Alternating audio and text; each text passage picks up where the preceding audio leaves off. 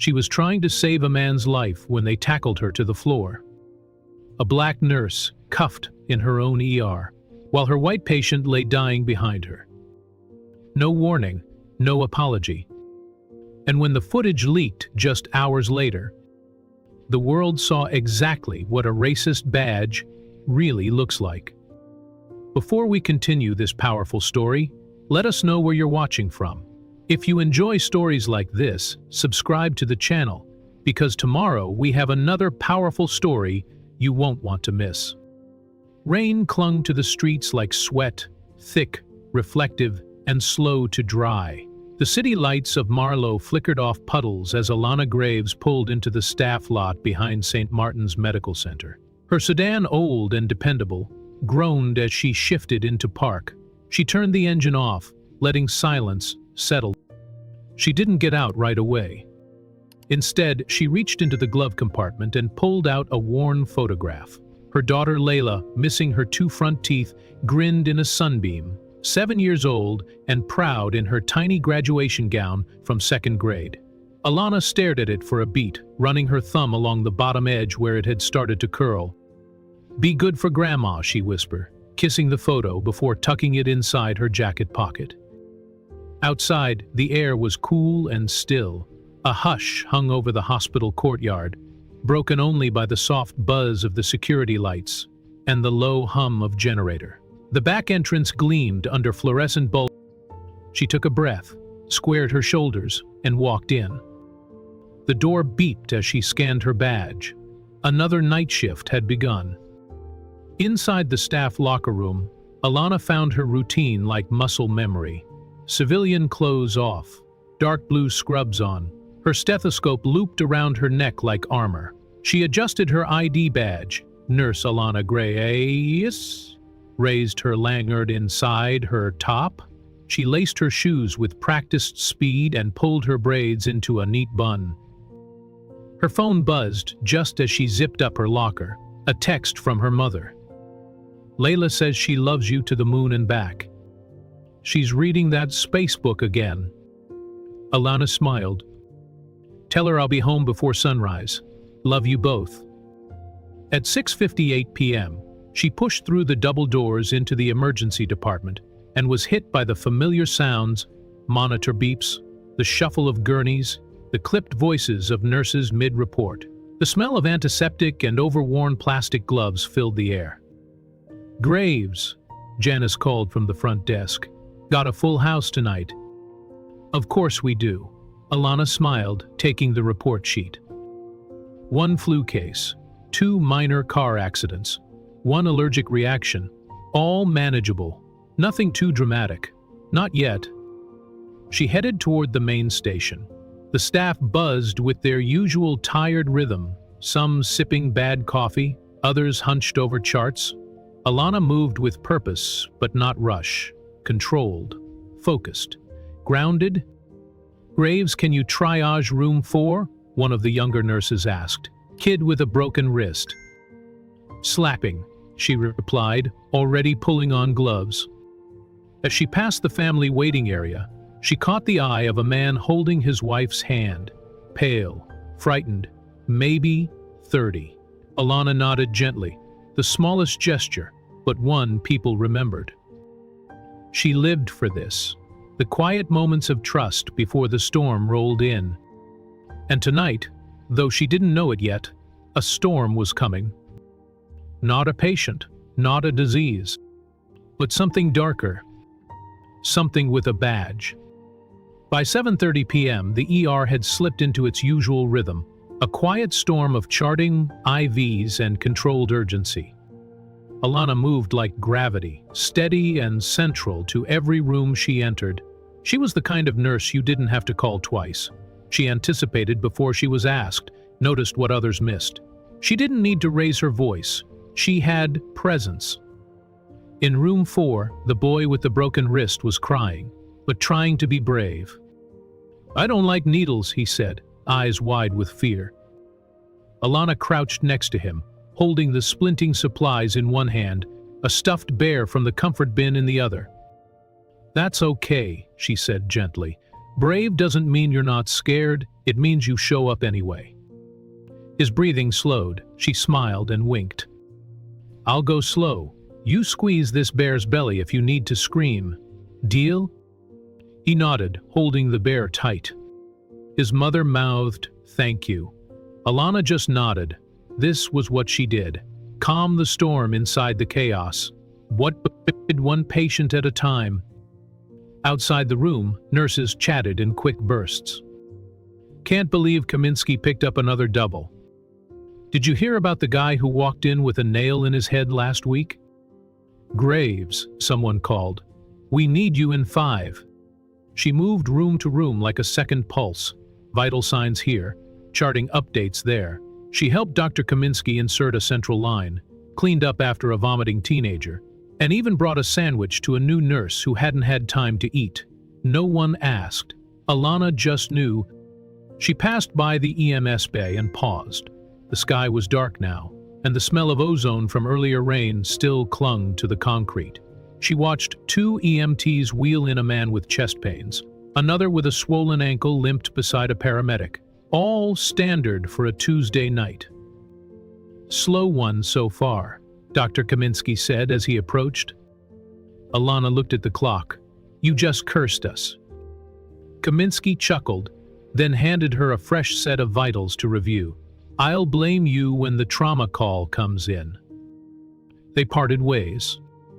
At 8:49 p.m., Alana sat down to catch her first break, a sip of lukewarm water, and a glance at her phone. Another text from her mom. Layla's asleep. She asked if you're still helping people. I said yes. Alana smiled. Always. She turned off the screen and stood just as the radio on the wall crackled to life. Peace. This is Medic 14. Inbound with mid-GSW to chest. Caucasian male, mid-20s. Unresponsive, no ID. ETA 3 minutes. Silence fell across the nurse's station. Alana froze for half a second, then stood. Let's move, she called out. Everything shifted in an instant. The staff dropped what they were doing. Dr. Kaminsky reappeared. The trauma bay was unlocked. Lights flicked on. Gloves snapped. Masks went up. Alana pulled her gown over her scrubs, tied it tight at the back.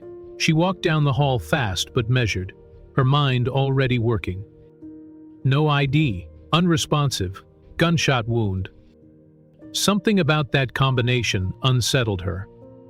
She didn't know yet why. But she would. And soon. The trauma bay glared under surgical lighting. Cold, white, clinical. Alana stood at the head of the gurney as 2 EMTs pushed through the double doors at full speed, rainwater still dripping from their jackets. White male, 20s, GSW to left chest, no exit wound, 1 EMT barked. Unresponsive on scene, found slumped in a vehicle behind the East Side Market. No ID, no phone? The BP, Alana asked, already assessing him. 60/30, rapid, thready pulse, still breathing, but shallow. The patient mid-20s, lean, blood soaking through a ripped t-shirt, lay motionless. His face was pale, spattered with dried blood, chest heaving. His arms were limp at his sides. Let's get the monitors on him. 2 large-bore IVs. Stat, Alana said. Type O negative. Get it flowing. Dr. Kaminsky stepped in. Chest ray, then ultrasound. We'll need to know if it's tamponade. Alana worked fast, sliding the ultrasound probe over his chest. Positive for pericardial effusion, she said. He's got fluid building around the heart. If we don't relieve it, he's going to arrest. Kaminsky nodded. Prep for pericardiocentesis. Alana didn't flinch. She pulled back the sterile drape exposing the chest, cleaned the area with betadine, and slid the needle in slowly, guided by the monitor. For a moment, nothing. Then, blood returned, dark and thick. The pressure around his heart was beginning to drain. His pulse started to stabilize. The room remained silent except for the beeping of machines and the heavy breathing of a team holding back death. and then shouts from the hallway. Two men in dark clothes pushed through the trauma bay door without warning. Alana looked up, startled. No one had paged law enforcement. No one had called for them. "With PD," the taller man said, flashing a badge too quickly to read. "That's our guy. Step back." "Scouting," Alana snapped. "You're not interfering." The officer took a step forward.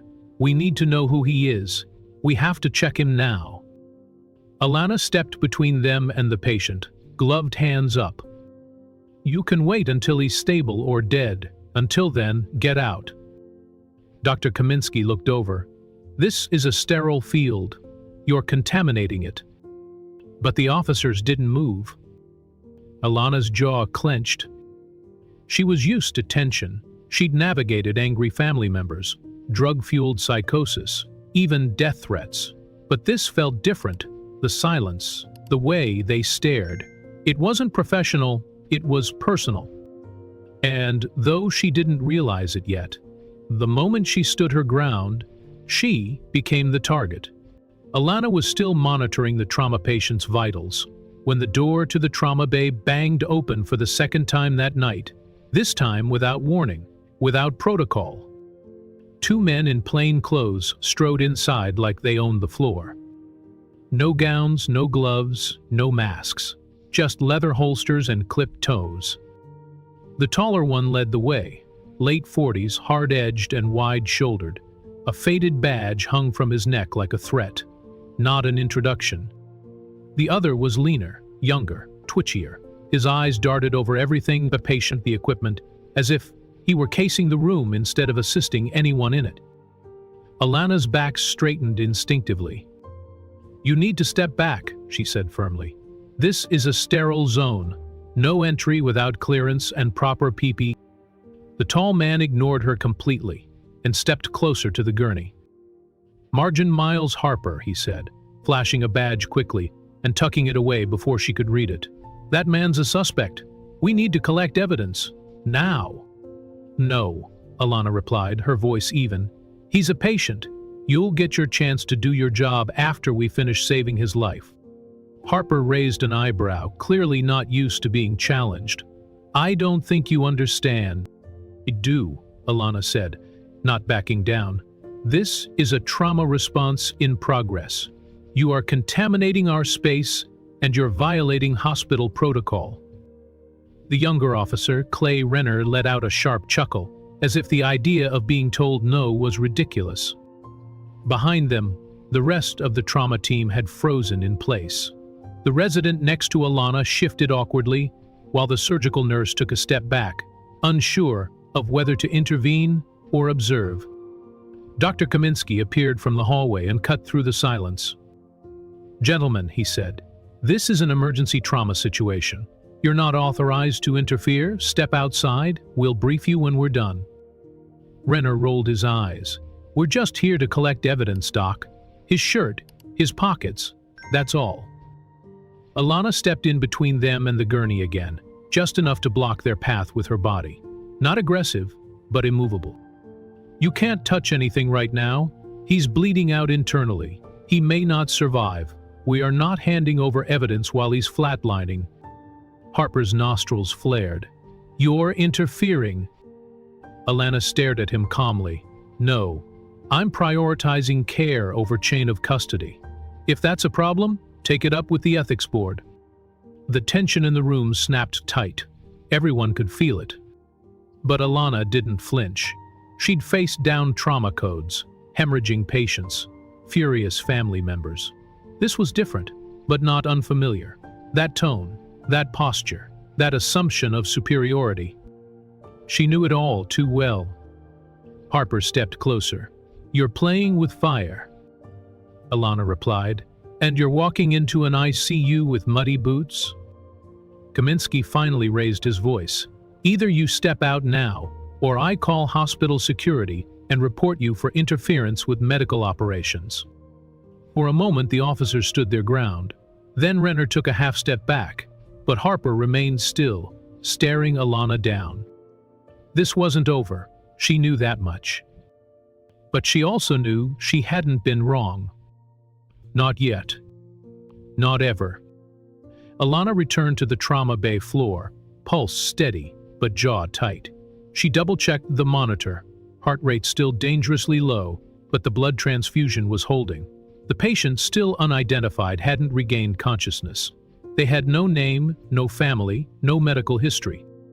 Just a bullet in the chest and a pair of plainclothes cops breathing down their neck. Sergeant Harper hadn't left the room. He stood against the back wall now, arms crossed, his gaze locked on Alana, as if daring her to speak again.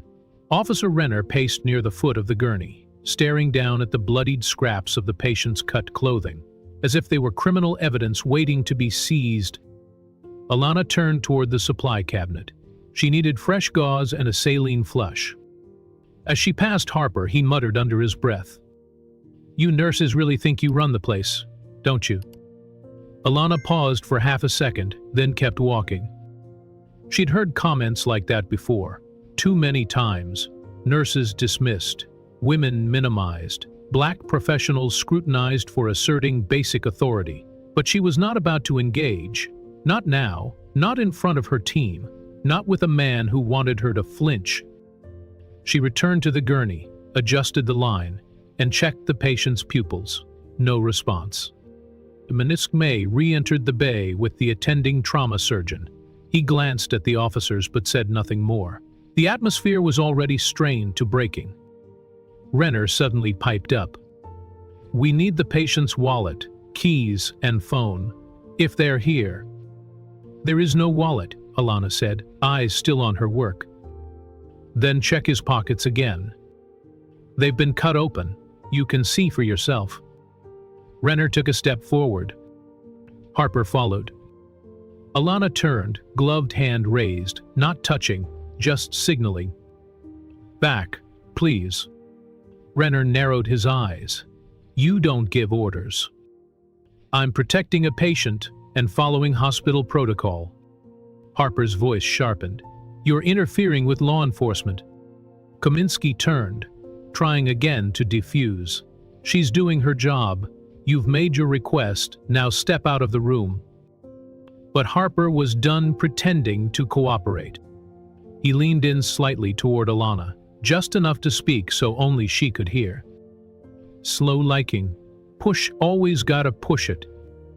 Alana's spine stiffened. Her mouth opened, but nothing came out. Not because she was afraid, because she was furious. She knew exactly what he meant. "Like me?" she asked evenly. He said nothing, just smiled. That slow, knowing smile. She took a breath. Then another. She wanted to scream, to grab every witness in the room and ask, "Did you hear that? Did you hear what he just said?"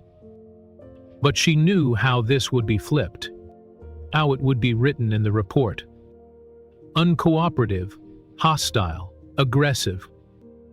And yet, doing nothing had its cost too. She looked back at her patient, still unconscious, still fragile. The one reason she hadn't walked out of the room. So she stood still, gloves on, shoulders squared, dignity intact. They weren't just challenging her authority. They were challenging her place in that room, her right to be there. But she wasn't going anywhere. Not yet. The trauma bay had become a quiet war zone. Every nurse, resident, and tech moved with deliberate stillness, like soldiers trained not to provoke a trigger-happy superior. Alana adjusted the dressing on the patient's chest. Her movements were measured, her gloves blood-soaked, bluttered but precise. The machines beeped, the ventilator hissed, and still, Harper and Renner lingered, waiting for an opening. Alana could feel Harper's eyes burrowing into her back. Kaminsky had gone to call administration. Security had been radioed, but they hadn't arrived yet. Maybe they were stalled. Maybe they were afraid. Maybe they knew who these two were and decided to wait. Renner was shifting again, pacing just a few feet from the gurney. He suddenly reached forward, toward the side table where the patient's shredded shirt had been placed in a sealed bag. I said not to touch that, Alana warned. Renner smirked. It's not yours to protect. It's part of the sterile field. Whoa. Alana's hand moved instinctively, not forceful, just firm, palm up, a barrier to stop his approach. Do not enter this area without gloves and clearance. She didn't touch him, she didn't shove. But it was enough. Harper's voice exploded across the room. Sick. He surged forward and pointed at her. You just assaulted a law enforcement officer. Alana's mouth dropped open. Why? I didn't even. You put your hands on him, Harper barked. That's assault and obstruction. Renner played right into the narrative. Skill. Block me. Physically. Witnesses saw it. No, Alana said, her voice rising with disbelief. I stopped you from contaminating a trauma site. That's protocol. Harper pulled out his cuffs. Turn around. You've got to be kidding me, said a young nurse behind her, barely audible. Alana didn't move. She looked at the others. Some looked down. One nurse whispered into her phone. Kaminsky returned just as Harper stepped forward, snapping the cuffs open. Stock, Kaminsky said, eyes wide. What is happening? He assaulted an officer, Harper growled. Kaminsky stepped between them again. She did nothing of the sort. She put her hands on my partner. Infection control, Alana shot back. I didn't lay a hand on him. Harper ignored them both. You're under investigation. We'll settle it downtown. Alana stood tall, even as her heart thundered in her chest. You are threatening me. On my floor, in front of my staff, in the middle of a trauma. Harper's face was red now, veins visible in his neck. You don't get to decide what's threatening. Renner was already logging something into his phone. Alana could hear the clacking of thumbs. Kominsky's voice trembled, not with fear, but fury. You're arresting my lead trauma nurse because she followed protocol? In my ER? You'll have a chance to explain it, Harper said, in custody. The words hung in the air like smoke. Alana looked around. No one stepped forward, not yet.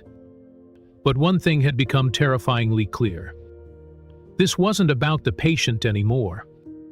It was about power. And Alana had just become their target.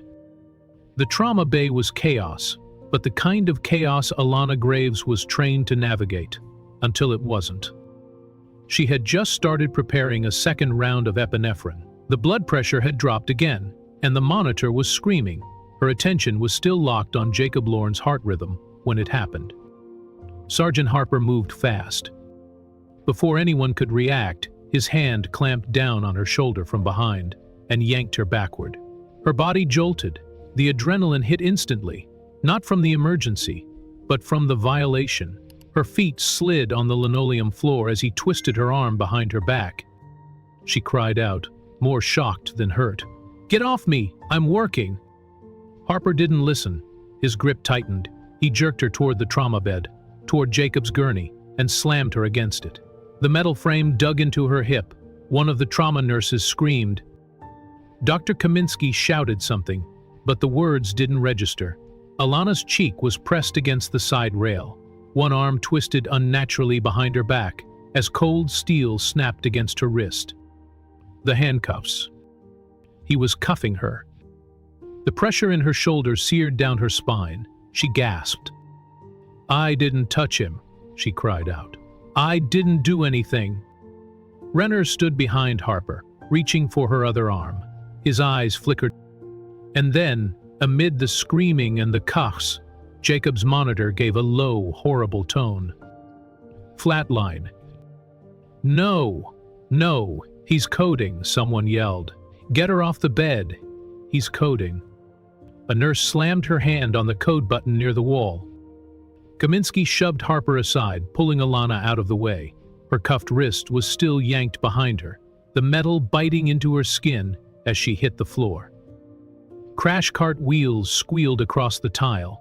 Someone grabbed the defibrillator. Leah, the bed, He's in V5. But the trauma bed was still surrounded. Alana down on the floor, Harper shouting, Renner blocking the foot of the bed. "Clear the area now," Kaminsky bellowed.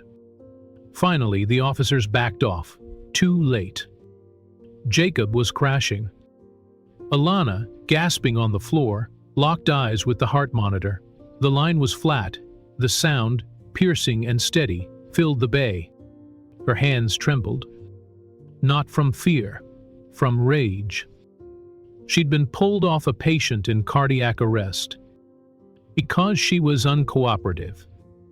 Because she'd told 2 white officers to follow protocol. Because she was a black woman who had the audacity to say, "Wait." Her blood roared in her ears. Her jaw ached from clenching. Someone knelt beside her, Nurse Latoya whispering, "Don't move, we've got you." But she was already cuffed. Already dragged. Already criminalized. The horror wasn't just that she was being taken away. The horror was that Jacob might die. And nobody seemed to care. Screams echoed down the hallways of St. Martin's Medical Center. Inside Trauma Bay 2, a young nurse named Priya stood frozen, her hands trembling as she held her phone up instinctively. She hadn't meant to record, her thumb just hovered, and then it tapped, and then the camera was rolling. She captured it all, Harper's hands on Alana's shoulders, the way he slammed her forward, how she cried out when the cuffs clicked. The others didn't stop it, not fast enough. Renner stood at the edge, watching like it was just another Tuesday. The flat line on the heart monitor blared in the background. It was Jacob's dying heartbeat, but it sounded like a scream. The entire ER felt like it paused. An intern in his first week, barely 24, bolted from the trauma bay. He didn't stop until he reached the end of the hallway, bent over, and vomited into a biohazard bin. His badge fell from his neck as he gripped the rim of the bin and cried quietly, gasping for air. Outside the trauma room, people gathered. Staff, security, even patients peeked from behind curtains. They didn't see just a code. They saw a black woman in scrubs on the floor, cuffed and humiliated, while the room she had led for years spun into chaos. Inside, Jacob's body arched with the first shock. "Claire!" Kaminsky shouted again, charging. Another shock. Alana, still on the floor, strained to hear through the ringing in her ears. She couldn't see the monitor, but she already knew the truth. She felt it in her bones. She had been seconds away from stabilizing him before they intervened. He didn't stand a chance. And still, Harper and Renner stood at the edge of the bay, watching the team scramble. Their hands didn't move toward the paddles. They didn't help. They didn't leave. Because they didn't care. Another nurse, Sophia, pulled up the security camera feed at her station. The system captured the entire event angle, timestamp, faces. She watched the footage again in silence. Harper's face, the tackle, Alana's scream, the heart monitor's alarm. "Jesus," she whispered. "He really tackled her." Word spread fast. By the time Alana was yanked to her feet, still coughing, her wrist red and bruised from the steel, there were whispers across the floor. "It's the lead trauma nurse. He saved that boy last week. The motorcycle crash. They tackled her like she was a threat." But it wasn't just whispers now. Phones buzzed. Footage was copied and sent. Screens lit up with frozen frames. Harper's grip, Alana's expression, the second the cuffs clamped down. No one had to say it out loud. They all saw what this was. Not protocol, not safety. It was punishment. It was power, flexed without restraint. And it was happening in a place that was supposed to be sacred. A place for healing, not humiliation. Dr. Kaminsky's fury was visible now, jaw clenched, eyes narrow, fists twitching at his sides as he blocked Harper's path once again. "Let her go," he growled. Harper didn't flinch. "Step aside, doctor. You're out of control." She interfered with an investigation. "You interfered with a trauma response," Kaminsky snapped. "A man died while you were arresting his nurse." Harper shrugged. "That's not on us." Alana, still cuffed and shaken, stared at the floor. Her shoulder throbbed. Her hip burned. Her dignity lay shattered somewhere between the trauma bed and the linoleum. "He was saving him," Kaminsky said, voice breaking. "We had a shot. He had a shot. Until you stormed in." Alana looked up at Kaminsky, blinking away tears. "I told them he was crashing. I told them." "I know," he said, his voice softening. "I know." But Harper wasn't listening. Neither was Renner. The decision had already been made. They didn't want facts. They wanted submission. A nurse behind Kaminsky whispered, "This isn't real. This can't be real." But it was. They walked her down the corridor in cuffs. Alana's feet dragged as she passed the ER bay she had led for over a decade. Her badge swung from her wizard. Still clipped, still hers, even now. Nurses fell silent as she passed. A patient waiting for rating Mabon watched with confusion. An elderly woman covered her heart with her hand. Two pediatric nurses clutched each other near the station and mouthed, "Oh my God." No one moved to stop it. No one could. The officers flanked her, one on each side, as if she were dangerous. As if she hadn't just saved a child 2 hours earlier. As if she hadn't led emergency drills for the entire hospital last spring. As if she weren't the reason half of them had learned how to handle a code blue in the first place. A quiet voice spoke from near the vending machines. Said the hero. Alana didn't see who said it, but she heard it. And it nearly brought her to her knees. They reached the hospital lobby. The night security team watched helplessly as the glass doors hissed open. A cold gust of wind swept through. Alana shivered, but not from the air. From the weight. The cameras. The eyes. The betrayal. Outside, the cruiser waited. And as the doors closed behind her, St. Martin's, a place of healing, stood stunned and silent. The nurse who had given her life to saving others had been paraded out like a criminal. And the people who had tackled her left no apology. Only handcuffs and a flat line. The cruiser door slammed behind her, sealing Nurse Alana Graves inside a world she had never imagined for herself. The faint moan of the trauma bay's heart monitor still echoed in her mind.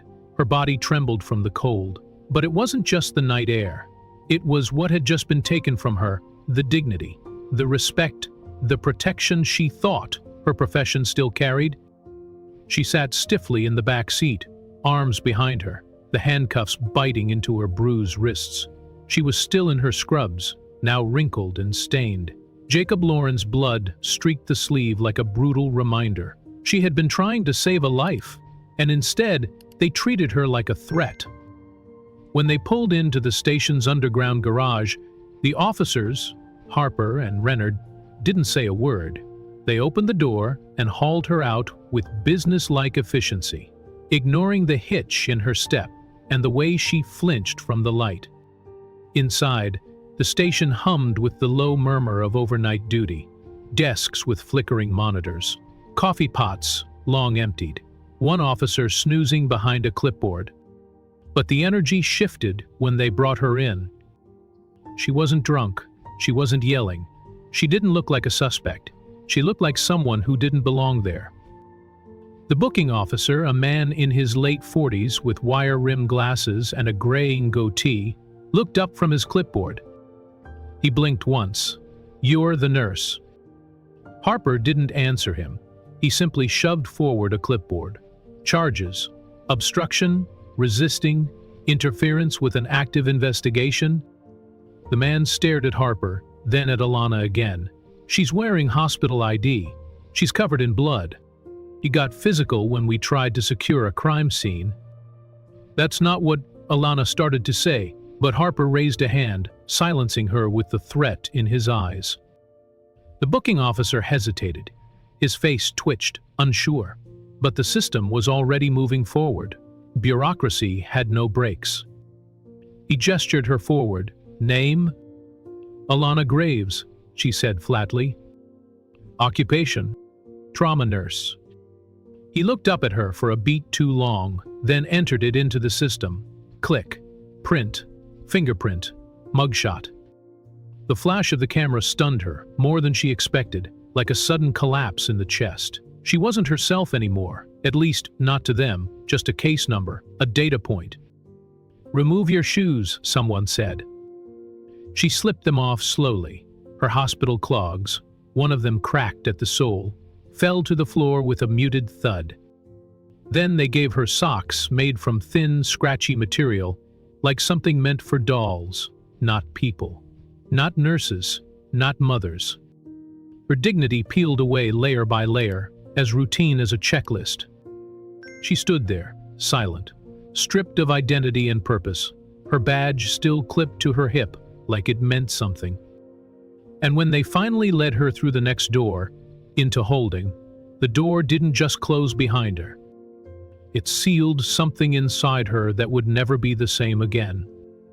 The holding cell was a box of cold concrete and humiliation. There were no windows, just a flickering fluorescent light above, and a vent that hummed with indifferent monotony. The bench along the wall was too narrow to lie down on, and too hard to get comfortable sitting on. The air smelled like bleach and rust, with a bitter trace of fear left behind by whoever had last sat there. Alana stepped inside and turned slowly, not out of hesitation, but because her body ached. Her side throbbed where she'd been slammed against the trauma bed. Her shoulder radiated heat and tightness. Her wrists were raw from the cuffs. The officer shut the door behind her with a sound that was more final than any word. No one told her how long she'd be there. No one said if she could make a call. She sat, back straight, hands in her lap, blood drying on her sleeves. She had scrubbed bodies clean, after car crashes and gunshot wounds. She'd knelt in pools of other people's blood and held their hands as they slipped away. But never, not once, had she been left alone like this. Not even during COVID, not even on her worst night shifts. Now, there were no patients, no vital signs to monitor, no steady beep of a heart rate monitor. Just her own breath, rising and falling, measured and quiet, like she was still trying to prove to someone she could remain calm under pressure. But this wasn't pressure. This was punishment. She thought of Layla. Her daughter would be waking in just a few hours, 9 years old, already full of questions about the world, already noticing how the world treated her mom differently when she wore scrubs versus when she wore jeans. Alana had promised to be home in time for breakfast. French toast, strawberries, a smile. Now she might be on the morning news before Layla even left for school. A tear slid down her cheek before she could stop it. She wiped it away angrily. She didn't want to cry here, not in this place. But her body was catching up with what had happened. She had been assaulted, she had been silenced, she had been arrested for doing her job. Her oath had been broken, but not by her. And as she sat in that cell, shivering under that relentless ceiling light, one question gnawed at her from the inside out. What happens when the people who are supposed to protect you are the ones tearing you apart? At 4:12 a.m., St. Martin's Medical Center was still humming with post-trauma tension. Nurses whispered at corners of the station. The trauma bay had been reset, and the hallways still smelled faintly of alcohol wipes and panic. Rouse Kaminsky paced in the administrator's wing, phone glued to his ear. "You're telling me you don't even know who authorized it?" he snapped. "Your officers tackled a trauma nurse mid-code. A man died while she was on the floor, and now she's sitting in a jail cell?"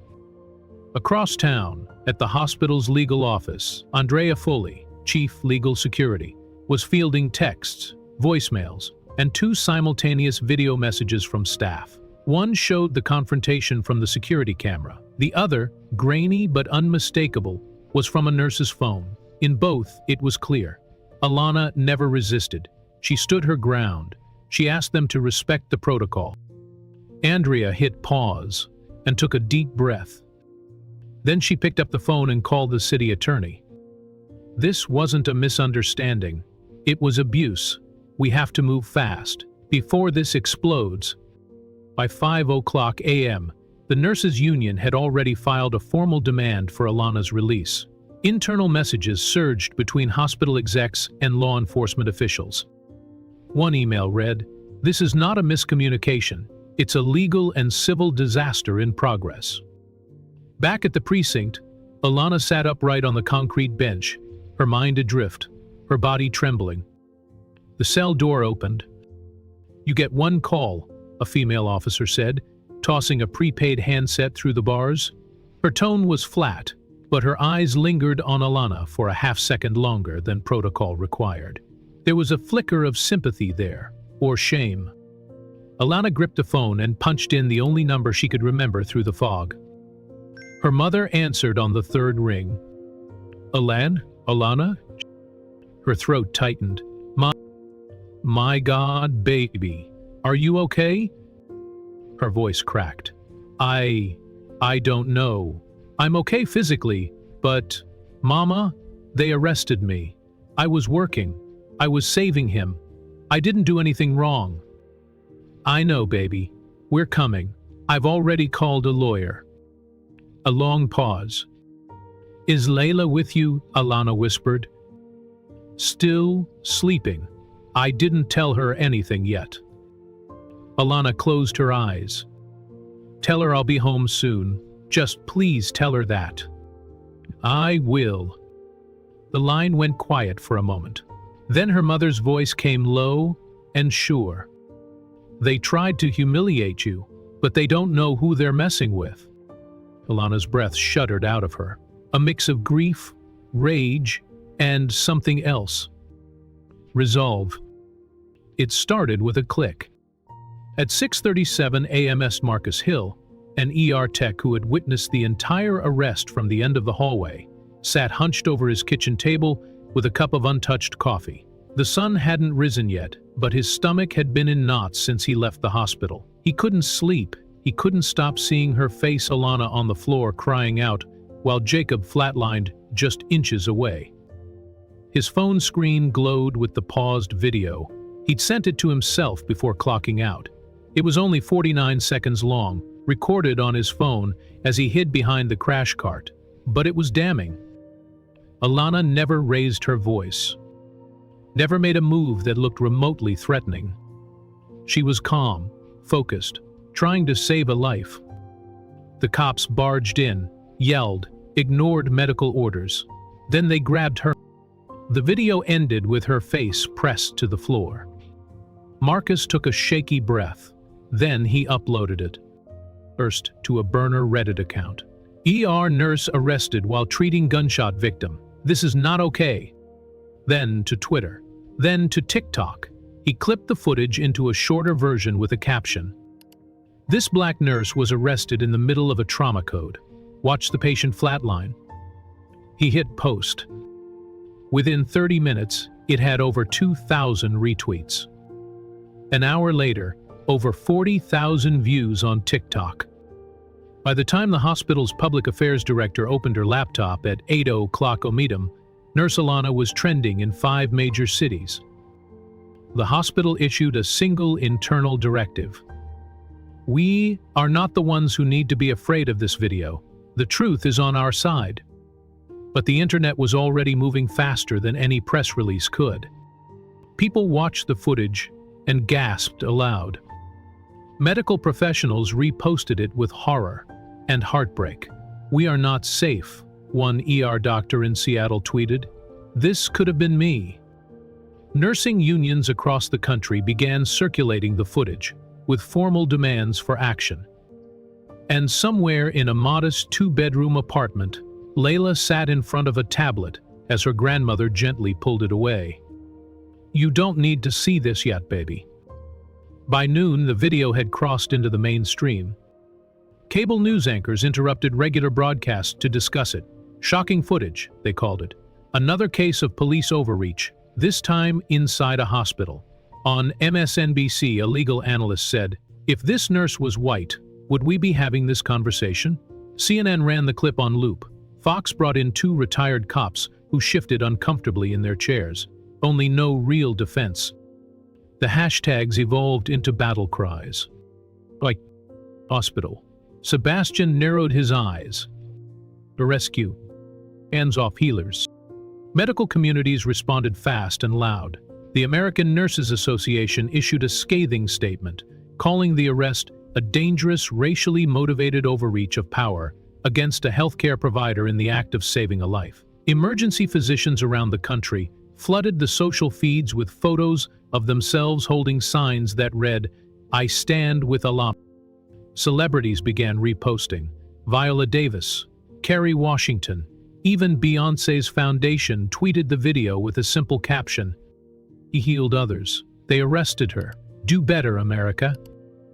Students marched outside local courthouses with printed screenshots of Alana's face. Doctors who never tweeted before started threads. And quietly, hospital CEOs began calling their PR teams in a panic. By 2:08 p.m., the city police department knew they had to respond. They called a press conference for 4:00 p.m. The podium was hastily thrown together in front of the station's west entries, framed by half-mast flags and flanked by stone-faced officers. Deputy Chief Andrea Klein took the mic. "Department takes all allegations seriously," she began. "We understand emotions are high, and we are cooperating with the hospital and reviewing all available footage." A reporter from Channel 9 cut in, "Why was the nurse arrested while treating a patient?" Another joined, "Why weren't the officers wearing body cams?" Klein hesitated. "This is an ongoing investigation, but preliminary reports state that the nurse refused to comply with officer instructions inside a secured crime scene." "You're calling a trauma bay a crime scene?" a third reporter shot back. Klein flinched, then fumbled with her folder. "We will release more information once the internal review is complete." "Is she still in custody?" someone shouted from the back. "Next question," Klein said, already retreating. The press conference lasted just under 9 minutes. But the damage was done. Within the hour, social media blew up again. News networks began dissecting her every word. TikTok stitched videos of Klein's comments side by side with Alana's takedown footage, captioned, "Tell me where the resistance is." The public didn't want explanations. They wanted accountability. And in homes across the country, parents pulled their children closer, wondering if this was the world they were growing up in. A world where a black woman could be arrested for refusing to let a man die. It wasn't until 10:38 a.m., more than 16 hours after Alana had been arrested, that the steel door finally groaned open. She sat up slowly on the concrete bench, her spine stiff, lips chapped, legs sore from the cold and stillness. A young officer stood just outside the bars, keys dangling from his trembling hand. "You're being released," he said. Alana didn't move, not at first. She looked at him, blinking once. Her voice was flat. "Am I being charged?" He shook his head. "No charges filed." "Was that the plan all along?" she asked. He didn't answer, just unlocked the cell and stepped back, like he was afraid of what she might say, or what the world already had. Alana stood. Her body protested, every muscle aching, every bruise reminding her of how her night had begun, with a trauma call, and how it had ended, with trauma of her own. They handed her a brown paper bag with her belongings: phone, ID badge, car keys. Her phone was nearly dead, but even the faint glow of the lock screen felt like light returning to her life. No apology, no explanation, just silence. At the front doors of the station, the moment she stepped into the cold night air, a wall of cameras exploded in her face. Shouts, reporters from every local channel and 2 national outlets. Microphones were shoved forward. "Miss Graves, did you resist arrest?" What do you want the public to know? Were you assaulted in the trauma bay? She flinched, not from fear, but from fatigue. A car was parked along the her mother's. The window rolled down and from the back seat, Layla's face peeked out. Alana didn't run. She didn't wave. She didn't collapse. She raised her hand to block the cameras and said one sentence, quietly but clearly. I just want to go home. The reporters froze. It wasn't what they expected. No anger, no soundbite, no scripted press statement. Just exhaustion and grief and a plea for privacy. She walked past them, every step aching, her shoes still hospital-issued, still thin. Her mother met her at the car and wrapped her in a blanket. Layla climbed over the seat and into her arms. You didn't come home, she whispered. I'm here now, baby, Alana said. I'm here now. They drove away in silence, the cameras flashing behind them like dying stars. That night, the footage of her release made the rounds too. No lights, no police escort. Just a woman who had done her job and had nearly lost everything for it. People commented not just on the takedown anymore, but on her composure, her calm, her refusal to play the role she had been assigned, the angry black woman, the defiant disruptor. Instead, she had told the world, I am a healer. You treated me like a threat, but I am still standing. And though she didn't know it yet, by the next morning, she would no longer be a nurse the world had ignored. She would be a name the world would remember. The silence didn't last. 3 days after Alana's release, a mysterious file landed in the inbox of a local journalist. It was sent from an encrypted email address and titled simply, Harper, Internal Affairs. What the reporter found inside would shake the entire city. 9 complaints, 9 separate allegations against Sergeant Miles Harper, spanning 6 years, all buried, all ignored. The documents were detailed, some handwritten, others typed. One incident described Harper detaining a black high school student without cause, claiming he matched a vague description. Another noted excessive force during a traffic stop involving a single mother. One complaint was from a fellow officer, anonymous, who warned that Harper routinely escalates minor situations, especially with people of color. Each complaint ended the same way. No action taken. No internal follow-up. Stamped and filed. And forgotten until now. The reporter published the story within 12 hours. It ran with the headline, The Passer's History of Abuse. By the next morning, the story was trending nationwide. Cable news picked it up. Community leaders held emergency press briefing. A civil rights law firm announced it would be filing a class action lawsuit representing anyone previously harmed by Harper's misconduct. Within the Silver Creek Police Department, panic began to spread. Officers whispered in hallways, supervisors triple-checked emails, rumors of more leaks, audio recordings, body cam footage, incident reports circulated through the ranks. For the first time, Harper wasn't untouchable. He was radioactive. And the public wasn't done digging. Activists unearthed video from a 2019 town hall meeting where a community member had tried to raise concerns about Harper's behavior. In the footage, the man is quickly silenced by a police representative and escorted from the room. That video now had over 3 million views. Caption, "They tried to warn us." Alana's name was now inseparable from the storm. Not as a victim, but as a catalyst. Hospitals across the state held emergency meetings about law enforcement access. Professional nursing boards demanded accountability from the state. The American Nurses Association issued a formal statement. No nurse should fear assault by those sworn to protect. Meanwhile, someone from inside the department leaked a second file. This one showed that Officer Clay Renner, the second man who arrested Alana, had received sensitivity training 3 times for aggressive conduct during racial interactions. That training had failed, and it had failed Alana. It became clear to the public that this wasn't one bad night or one mistake.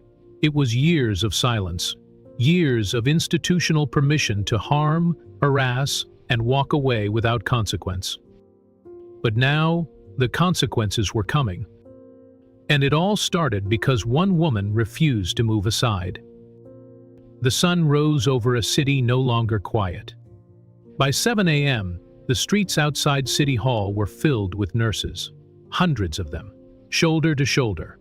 Most wore their scrub brooms, maroon, some carried stethoscopes around their necks, others wore white coats over protest t-shirts. The signs were simple but piercing.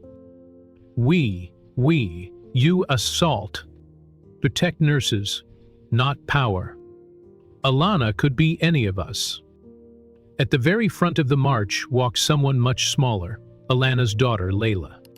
10 years old, bright pink hoodie, hair in a single braid down her back. She held a cardboard sign with crooked letters, written in purple marker. She helped. Alana wasn't there. Her legal team had warned her to stay home, but Layla insisted on going. Her grandmother walked beside her, holding her hand and carrying a framed photo of Alana in her scrubs, holding newborn Layla in the hospital bed. The image had gone viral 2 days earlier. Now it was a symbol. The crowd stretched for 3 city blocks. Helicopters buzzed overhead. Local news crews streamed live. National media vans parked near the plaza, cameras rolling as the nurses began to chant. Not a crime, not a threat, just a nurse with patients left. Some carried candles, others marched in silence. Inside City Hall, a staffer whispered to a council member, "We've never seen anything like this." Just down the street, the leadership of St. Martin's Medical Center held a press conference on the hospital steps. Dr. Leena Patel, Chief Medical Officer, stepped up to the mic. She didn't blink. "We are heartbroken. We are outraged, and we are done being silent." Her voice didn't tremble. Her jaw was clenched. Alana Graves is a nurse. She is a mother. She is our colleague. She is one of the most capable trauma professionals this state has. What happened to her was not a misunderstanding. It was a failure of respect, of policy, and of decency. Behind her stood dozens of hospital staff, from janitors to physicians, all in uniform. Dr. Patel continued, "Effective immediately, St. Martin's is suspending all formal collaboration with local law enforcement until an independent investigation is conducted and significant reforms are enacted." The crowd murmured. Cameras clicked. "We are also calling for the immediate administrative leave of Sergeant Miles Harper and Officer Clay Renner, and we are petitioning the City Council to establish a medical facility protections protocol, so no provider is ever again dragged from their post mid-care." She looked out across the crowd and said one final sentence. "We will not trade our lives for their control." Applause erupted. The stream hit 1.2 million views before the press conference ended. And in a quiet apartment across town, Alana watched with Layla curled next to her. Neither of them spoke. But Alana's hand gripped her daughter's tighter. Because for the first time since the trauma bay, she felt something steady returning. The sound of her community standing with her. The video didn't come from a network, a media company, or a political campaign. It came from Alana herself. She recorded it in her living room late one night, with her daughter asleep in the next room, and the soft hum of the refrigerator breaking the silence. No makeup, no background music, just a single lamp casting light across her face. She wore a navy blue hoodie and a hospital badge still clipped to her side. She took a breath before pressing record. "My name is Alana Graves. I'm a trauma nurse at St. Martin's Medical Center. I've been in medicine for 9 years. I've saved lives in that ER more times than I can count." She paused. "Some of you know me because of what happened last week. Because of a video, because of the silence, then the screams, then the cuffs. Another pause, this one longer. Before that video, I was a nurse who walked into every shift praying I could help one more person. I was a mother who kissed her daughter goodbye every night and said, "I'll be home soon." Her voice was steady but soft, not performative, not angry. Real. What happened to me was not a misunderstanding. It was a judgment. They didn't see someone saving a life. They didn't see a nurse. They saw a black woman who didn't step aside fast enough. Her eyes never left the lens. I followed hospital protocol. I blocked them from contaminating a trauma bay while a patient was dying.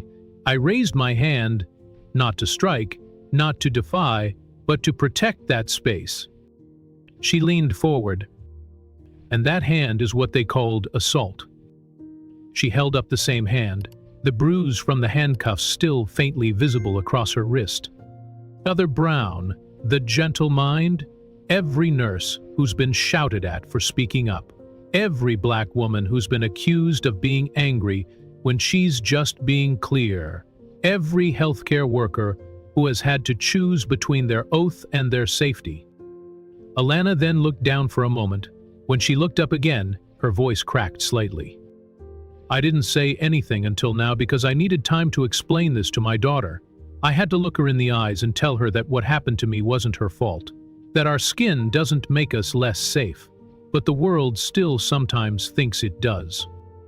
A deep breath. But I'm not afraid of their judgment anymore, and I'm not going to let their silence swallow the truth. She looked into the camera one last time. Every nurse, every mother, every daughter watching, thank you for standing with me. I'm still here, I'm still healing, but I'm not alone anymore. She clicked stop. The video was uploaded that evening to a newly created page titled Nurse Alana Speaks. Within 24 hours, it had 10 million views. Politicians quoted her. Medical schools added it to ethics courses.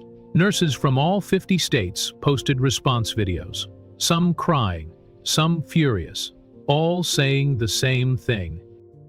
Said what we've all been carrying. And when Alana finally went to sleep that night, for the first time since the takedown, she didn't dream of sirens or metal cuffs or a blood-stained floor. She dreamed of standing. Still, upright, unbroken. And this time, the world listened. The first official move toward justice didn't come from a courtroom.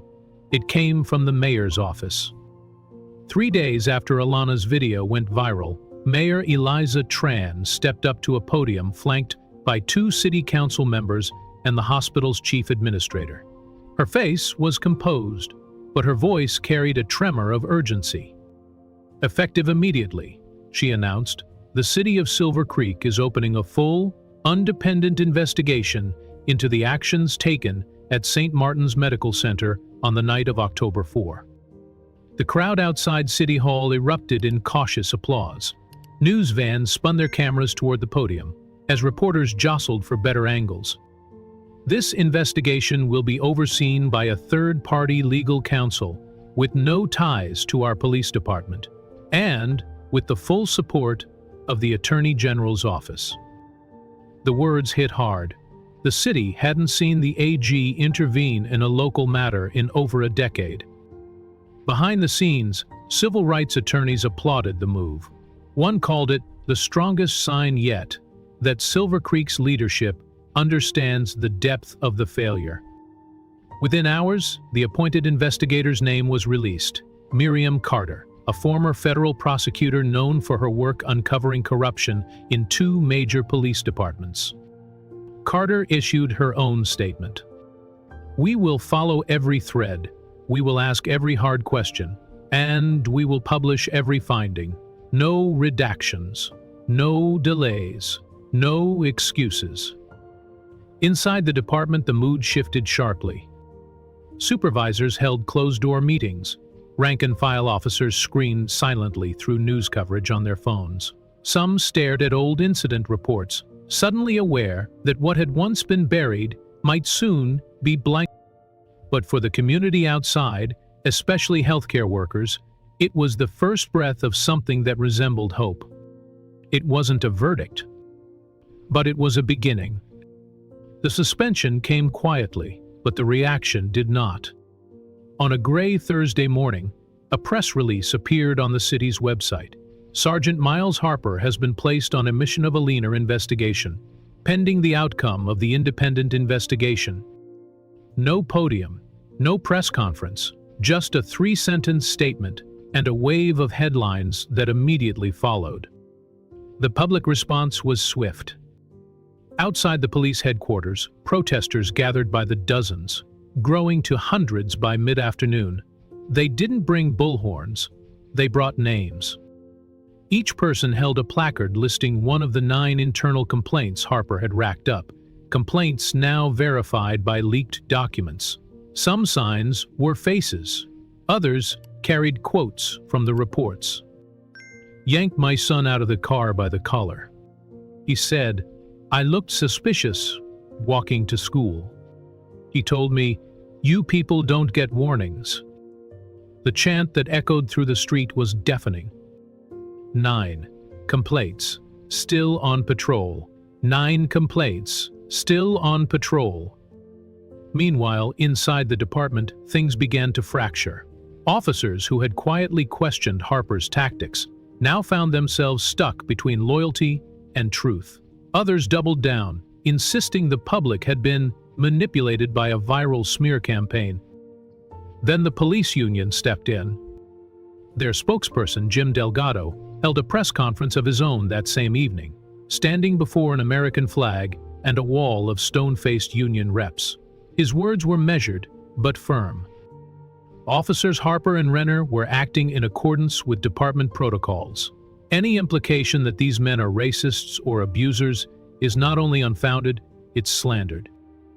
He paused, letting the tension build. "Let me be clear. This union will defend every one of our officers against politically motivated attacks and public shaming. We will not let cancel culture override due process."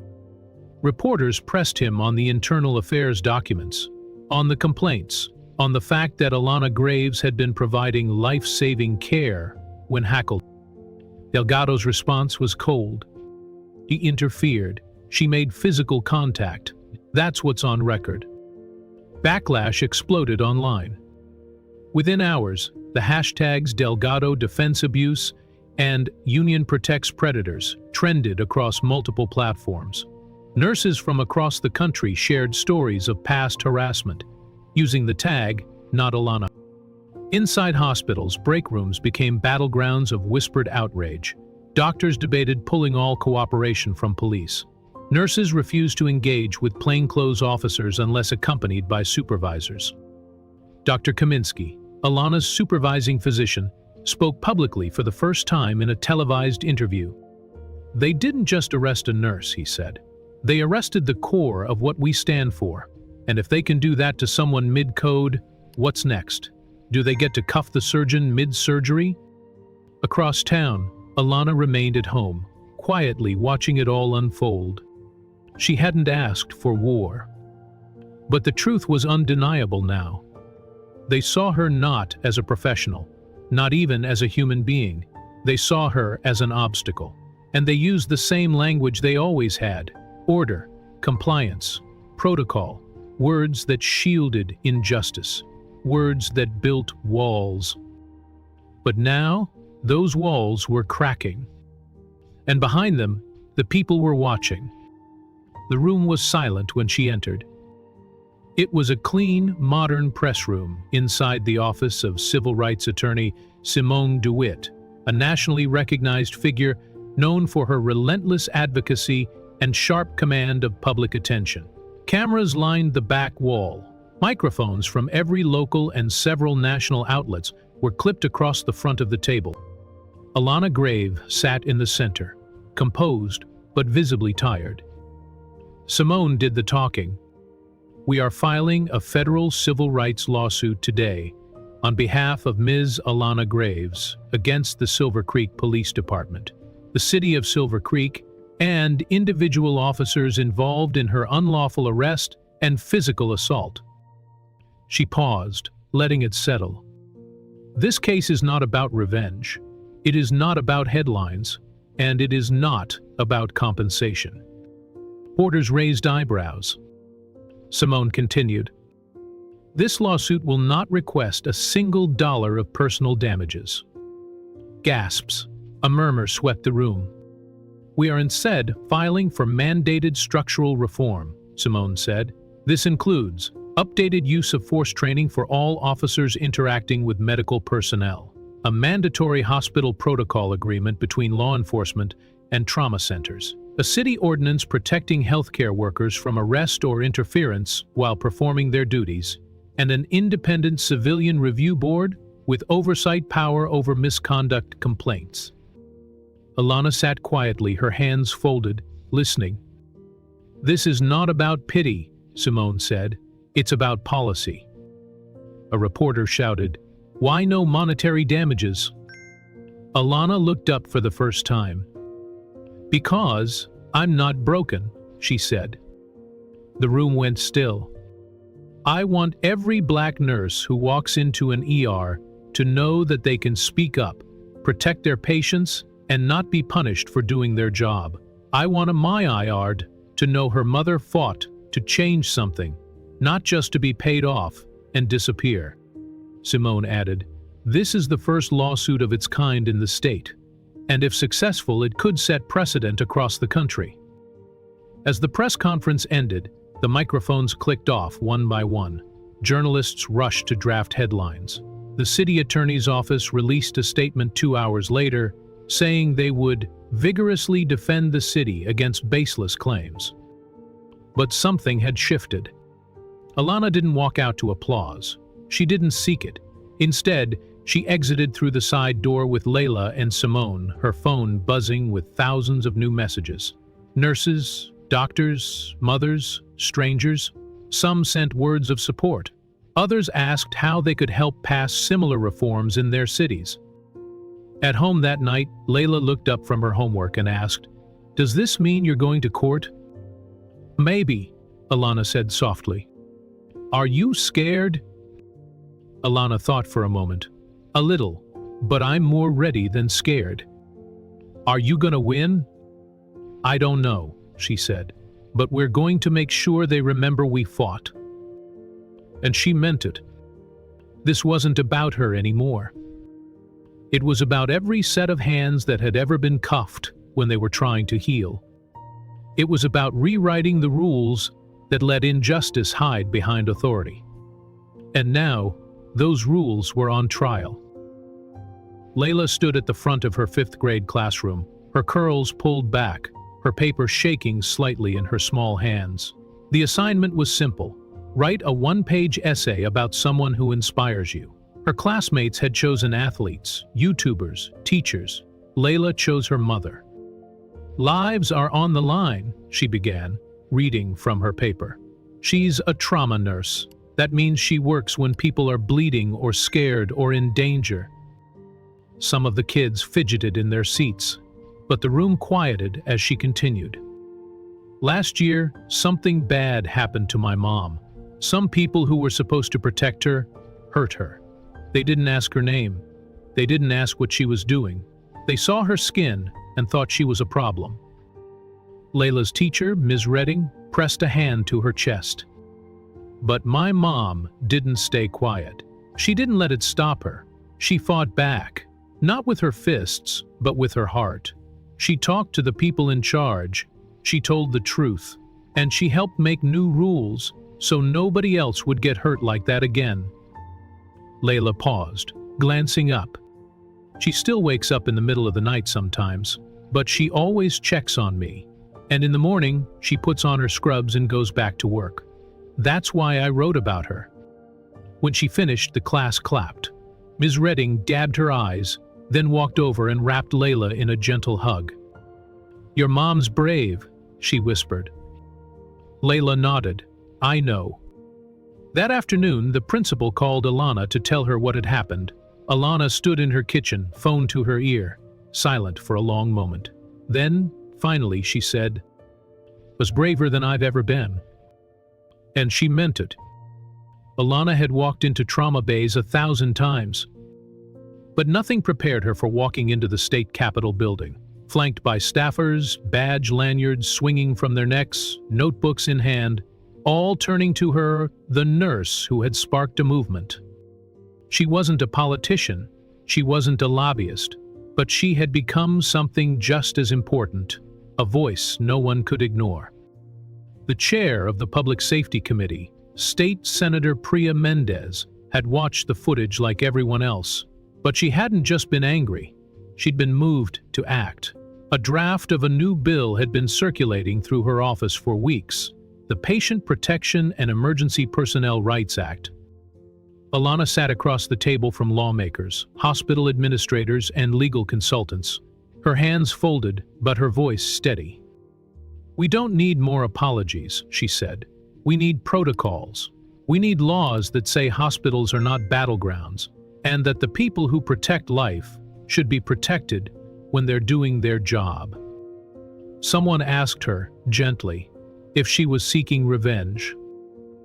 She replied, "I'm seeking clarity, because if I was a white male doctor that night, we all know this never would have happened." Silence, then nods, notes scribbled. The bill gained momentum. Within 3 weeks it passed committee review. Within 2 months, it had co-sponsors across party lines. Meanwhile, life in Silver Creek moved forward, and so did Alana. On the morning of her return to St. Martin's Medical Center, she paused outside the hospital entrance. Her breath caught as she looked up at the sliding doors. The last time she'd passed through them, she was in handcuffs. She adjusted her scrubs, tucked her curls beneath a cap, and walked in. No cameras, no fanfare, just the echo of her footsteps down the long hallway. As she neared the nurses' station, she saw them. The whole floor had gone still. Nurses, techs, even custodial staff stood in silence. One by one, they began to rise from their chairs. Someone turned off the monitor, moments beeping in the background. And then, applause. Not loud or explosive, but steady, respectful, raw. Dr. Kaminsky stepped forward, his eyes red-rimmed but bright. "We didn't know how to say welcome back," he said. She didn't respond with words. Instead, Alana walked to each nurse, each staff member, and embraced them. Some hugged tightly, others just held her hand. A few whispered, "Thank you." Her eyes glistened, but no tears fell, not yet. At the break room, someone had written a sign and taped it to the fridge. "Hero is home."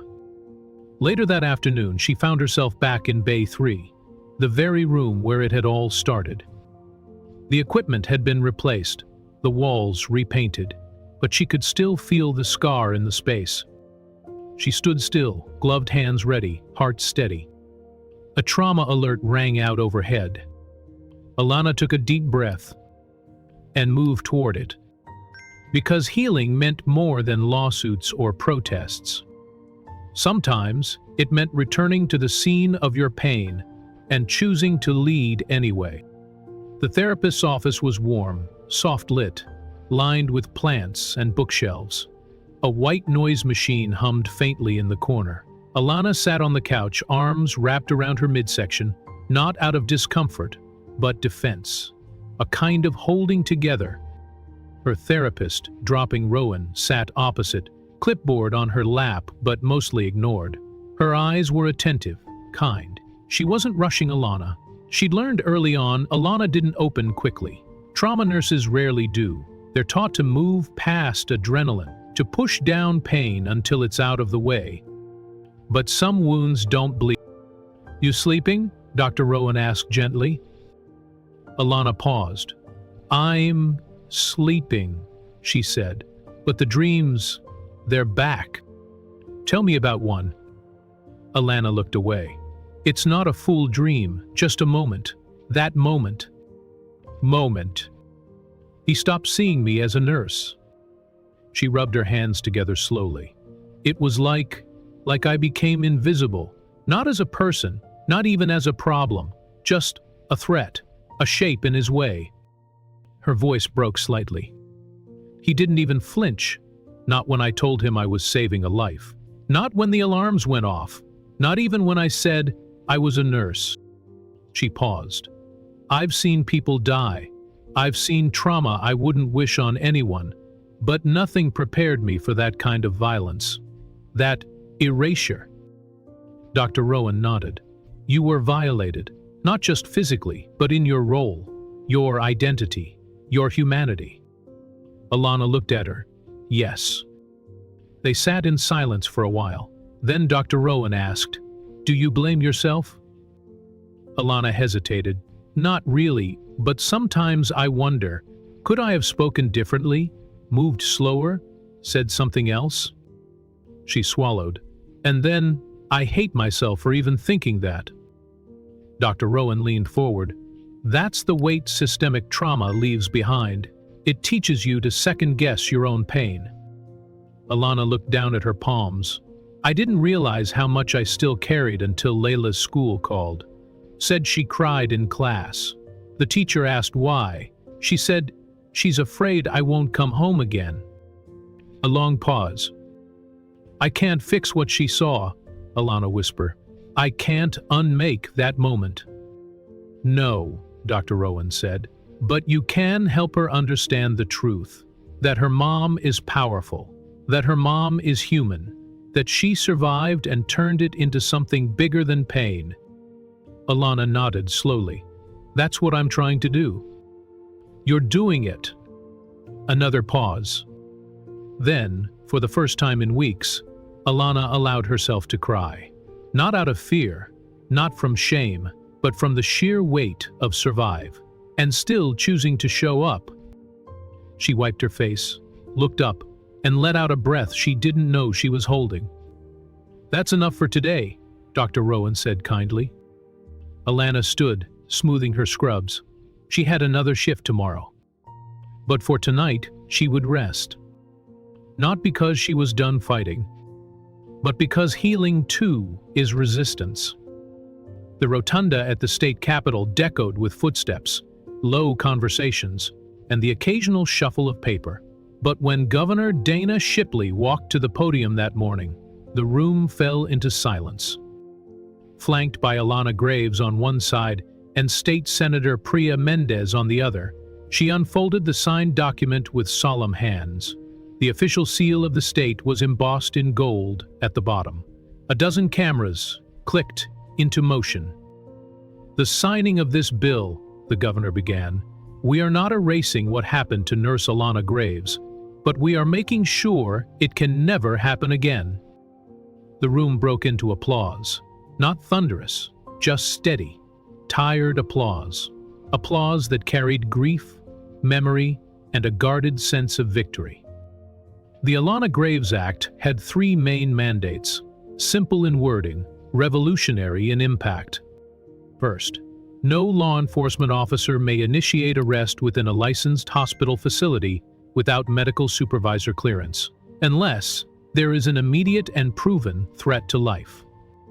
Second, all officers entering hospitals while on duty must wear active body cameras. No exceptions. Footage must be made available to hospital compliance boards within 72 hours of request.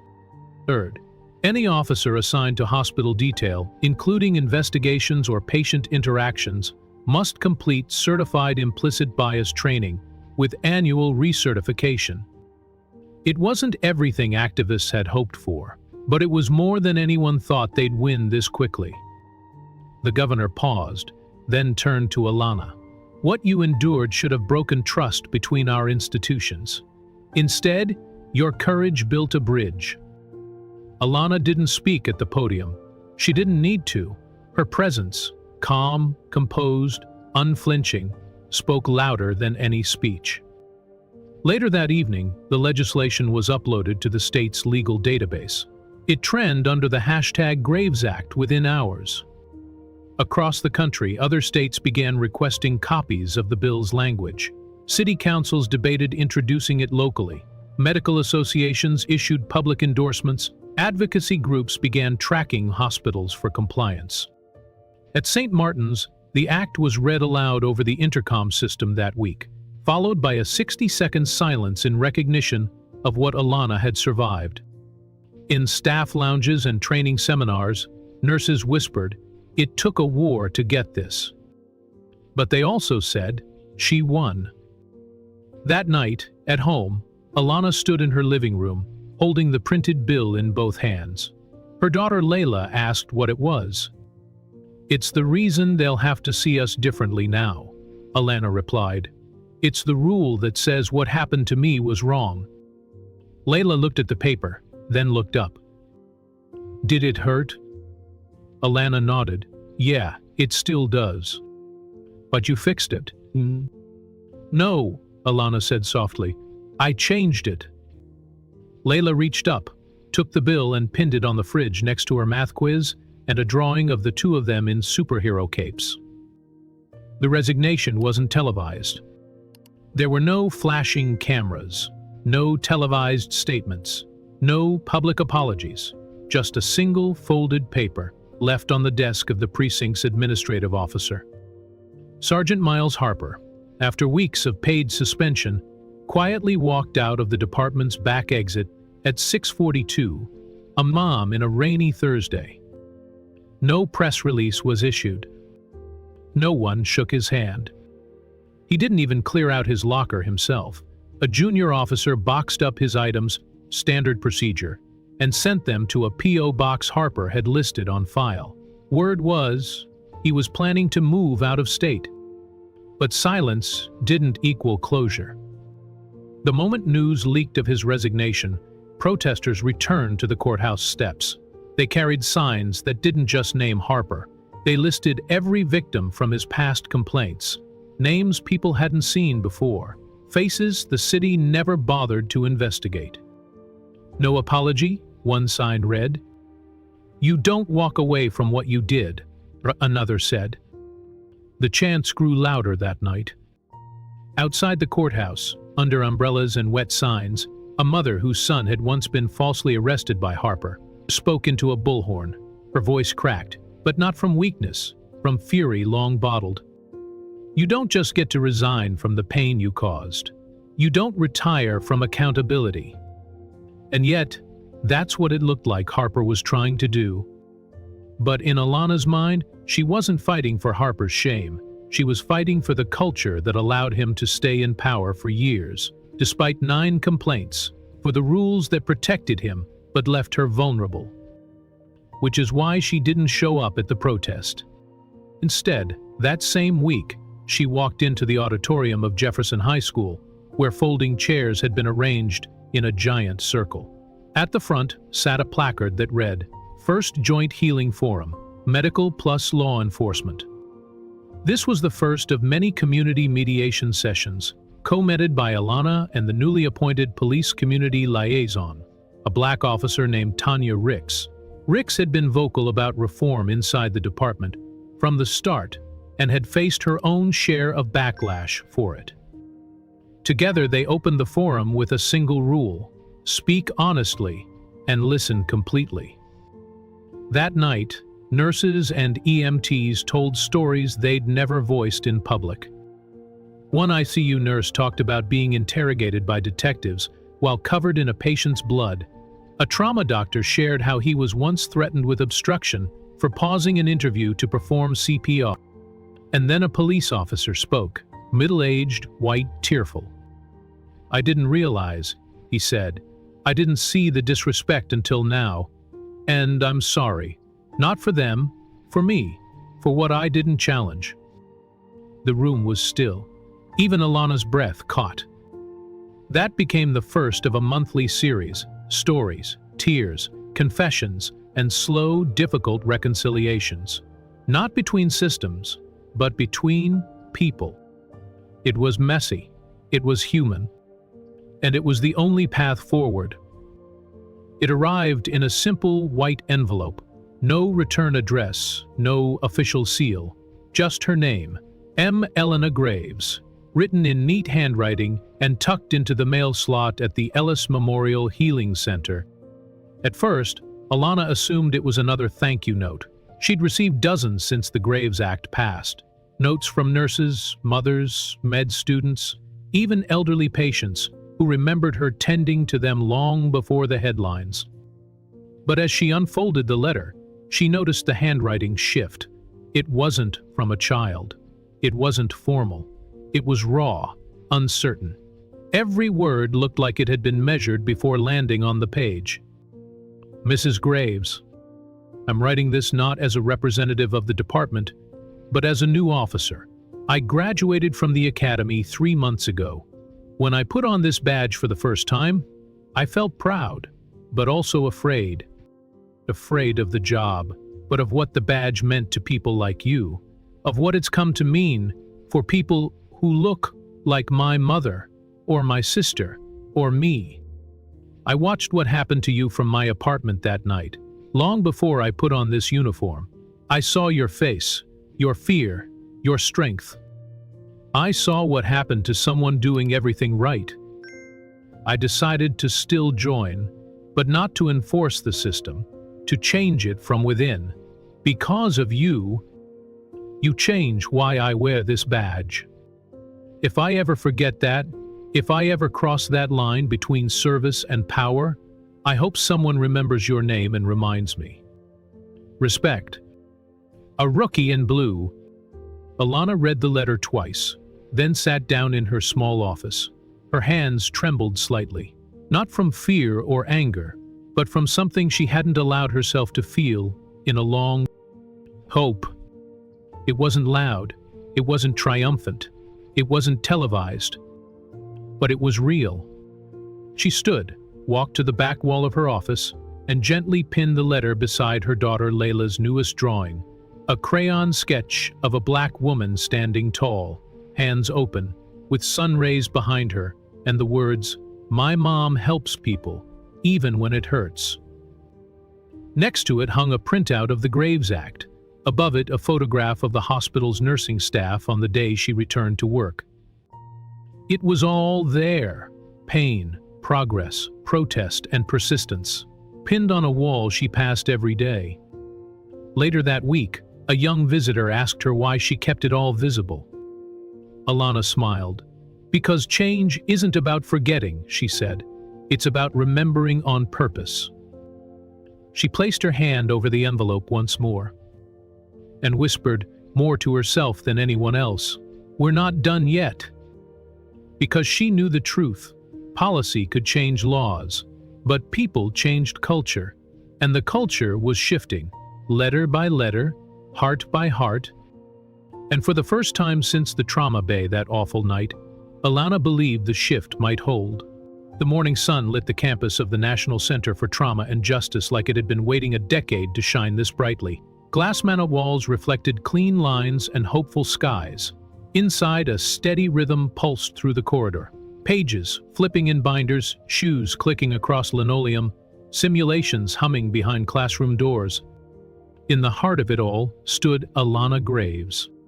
Her face had changed, slightly softer around the jaw, lines at the corners of her eyes, now deeper, earned, but her presence commanding, calm, unwavering, was unmistakable. She wore white, not because she was a doctor, but because this white coat bore her name stitched over her heart: Alana Graves, Head of Trauma Response Training. The emblem beside it wasn't a caduceus or hospital logo, but the seal of the Department of Health and Human Justice, a new initiative formed in part because of her story. A decade had passed since that night. 10 years since she'd been thrown to the ground beside a dying man. 10 years since the internet broke open her life. 10 years since the world saw her pain and decided it wasn't acceptable anymore. She had built her life back one day at a time, not just to heal, but to transform. Across the country, laws bore her name. Hospital policies included her input. Police academies taught her trauma protocols. Nurses, especially black women in scrubs, held her up like a symbol. But today, she wasn't a symbol. She was a teacher. Alana stood inside the center's flagship lecture hall, looking out at a room of new trainees. Diverse, alert, nervous. Some were barely out of college. Some had served overseas. All of them had chosen this path: trauma care in crisis zones, mass casualty scenes, emergency rooms where instinct and empathy often meant life or death. A familiar face entered from the back and waved. Her daughter Layla, now 19, wearing a Howard University sweatshirt and holding a backpack over one shoulder. Layla had grown into everything Alana had hoped for: smart, self-possessed, fierce in her compassion, a freshman, pre-med, with a minor in public health policy. That morning she'd taken a 6 a.m. train just to see her mother teach. Their eyes met. Alana smiled. Then she turned to the class and said, "Today's lesson isn't about anatomy or protocols. It's about what you do when the people who are supposed to protect the room become the threat inside it." She walked toward the console and tapped the screen. "Watch carefully," she said. "This video changed everything." The lights dimmed and the room fell into stillness. The footage played. It wasn't high resolution. It didn't need to be. The static security camera mounted just outside the trauma bay had captured what no one had expected to become history. There was Alana on the screen, focused, calm, her hands gloved and hovering above a patient. Behind her, 2 plainclothes officers stormed into frame. The audio was faint, but the body language told the story. You could see the moment when her posture stiffened. You could see her arm extend not as aggression but as a boundary, a barrier of care. Then came the shove, the tackle. Her body folded across the hospital bed, cuffs slapping cold around her wrist. Blood from the patient soaked her shoulder. She didn't scream, but the silence of that resistance screamed enough. No one in the classroom breathed. One student, an older trainee with years in military field medic work, sifted in their chair uncomfortably. Another gripped the desk like they were bracing for impact. The video ended with Alana still on the floor, her voice soft, groping, saying, "He was dying." Then black. Then silence. Alana turned the lights back on. "I show you this not to shock you," she said, "but to ground you. Because this is what happens when systems fail to see you as human, when you wear scrubs, but they only see skin." She paused. "I survived that night. But the patient didn't, and we lost more than a life. We lost trust." She scanned the room slowly. Her voice remained measured, but her words carried the weight of a decade of purpose. "You don't just treat wounds," she said. "You protect dignity. That's your job. That's your oath. And sometimes that means standing between the person bleeding and the ones demanding answers." Scene 3. A new trainee asks. A young man in the front row raised his hand. His voice trembled slightly. "Ms. Graves, if it happened again, if you were in that room again with those same officers and that same chaos, would you do anything differently?" The question hung in the air like a verdict waiting to be read. Alana let it sit. She thought of her daughter's tear-streaked face the night she came home from lockup. She thought of the trauma therapist who helped her sleep again. She thought of the endless policy briefings, the hearings, the interviews. She thought of the way the cuffs felt cold and wrong and tight on her wrist, while her patient died inches away. And then she smiled, not bitterly, not softly, but firmly. "I'd still stand my ground," she said, "but I'd make sure the world is watching." The class didn't clap. They nodded, because they understood that sometimes dignity doesn't come from defiance.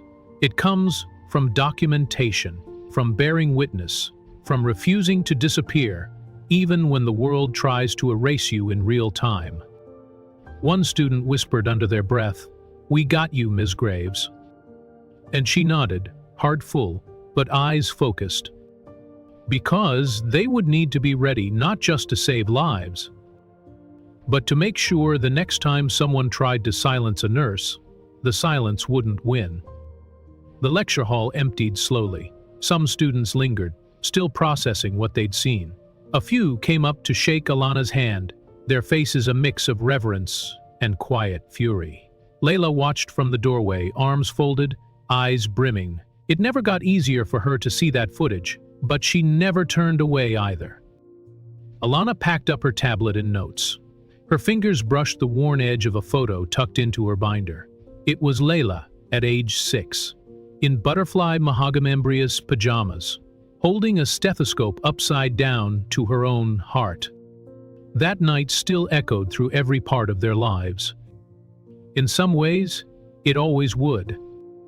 As the last of the students left, and the door clicked shut behind them, Alana walked to the front row and sat.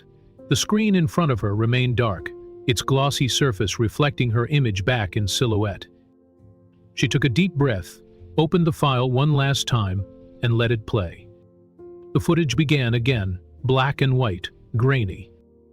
There she was, 10 years younger, standing between life and death. The patient groaned in pain, machines beeped, her hand hovered steady and sure. And then they came.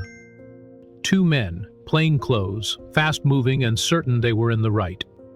You could watch the timeline like a pressure gauge rising, words you couldn't hear but could feel, then a gesture. 60. Stop. Measure. Professional. Protective. And that's when the moment snapped. Tackle.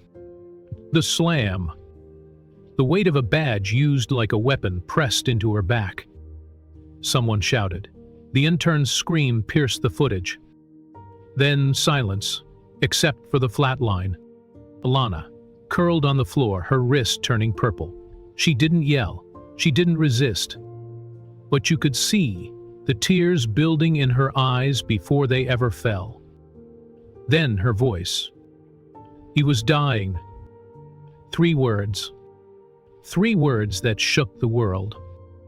The screen froze, and in bold white lettering, a message faded in over the frozen image of her body on the floor. This never should have happened. A pause. Then the next line appeared. And it never will again, if we keep watching. Fade to black. Then silence. And then the flicker of a candle. Not real, not physical, but woven into the outro animation.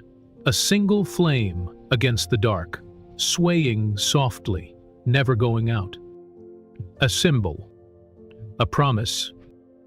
And beneath it, one final line in Alana's voice. You don't have to be famous to make history. You just have to be seen. Back in the real world, Alana closed the laptop. She looked up and saw Layla still watching her from the doorway, arms now at her sides. I still remember the first night you came home, Layla said quietly. I thought you'd never walk into a hospital again. I almost didn't, Alana replied, but then I realized, if I didn't walk back in, they win. Mother and daughter stood in the stillness of the room, each bearing the weight of what it costs to rise, and the fire it takes to keep rising.